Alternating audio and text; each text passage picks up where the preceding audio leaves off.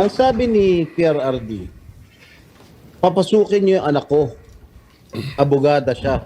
At ang sinabi mo, hindi ko siya papapasukin. Why not? That is a decision. That is my call, sir. That is my decision. Considering that Okay. he had already been assisted by 3 lawyers all throughout Okay. that time, sir. And gabi na ho yun, sir.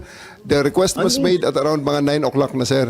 11 hours General after Torre, ganito, the ha? first arrest. Tanggalin mo na yung titulo ni Inday Sara.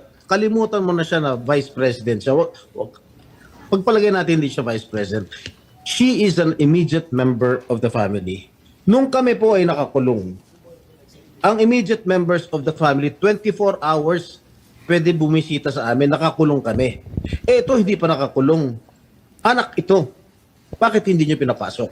I have told the president that they can visit him at his detention facility because at this time the order of the day is to load him into a plane. So that's what we endeavored to do, and that's what happened, sir.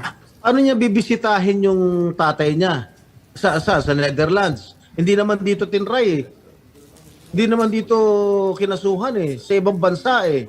Katulad nga na sinabi ko kanina, yung mga nakakulong nga, 24 hours pwede bumisita ang immediate members of the family. Bakit ito hindi pa nakakulong, hindi niyo pinapasok yung anak?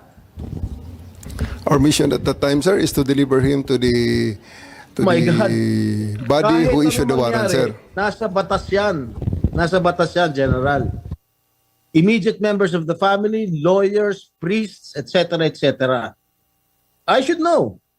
Nanggaling ako dyan.